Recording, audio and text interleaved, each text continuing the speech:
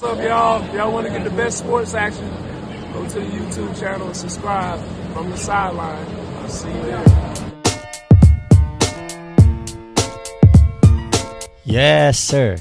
Tuloy-tuloy ang preparasyon ng Strong Group Athletic para ma-reclaim ang kampyonato sa 2024 edisyon ng Dubai International Championship. Sa ikatlong araw ng kanilang ensayo ay bukas nga sa publiko ang kanilang practice at madami talaga ang nag-abang sa former NBA superstar na si Dwight Howard. Bandang alas 10:30 ng umaga, dumating ang 8-time NBA All-Star na si Dwight sa isang private court sa Makati kung saan ginanap ang practice ng SGA.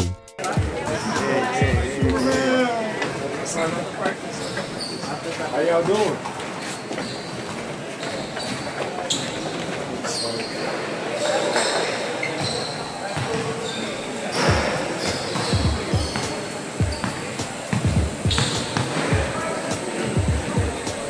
Bukod kay Dwight ay present din sa practice ang former naturalized player ng Gilas na si Andre Blatch na makikita natin na medyo tumaba.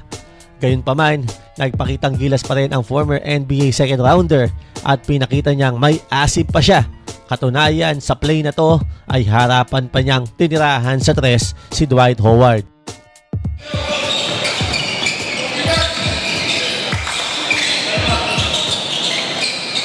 Boom!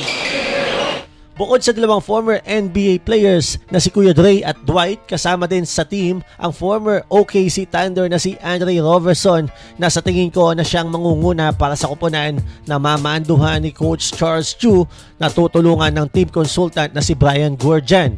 Kasama din sa reinforcement si Mackenzie Moore. Bago pa dumating ang mga NBA stars na nabanggit ko kanina ay nauna nang dumating at umapak sa hardcourt ang UAAP Season 86 MVP, Finals MVP na si Kevin Campbell at MPBL Season 2023 at Finals MVP din na si Justin Baltazar na mga former Gilas Young Guns.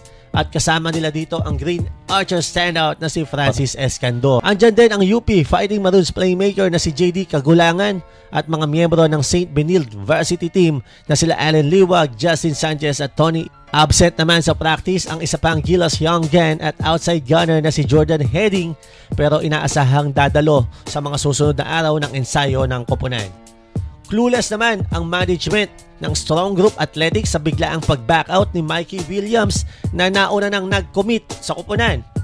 Dismayado ang team manager na si Jacob Lau at si head coach Charles Chu dahil hindi na nga sumasagot sa telepono ang former TNT point guard.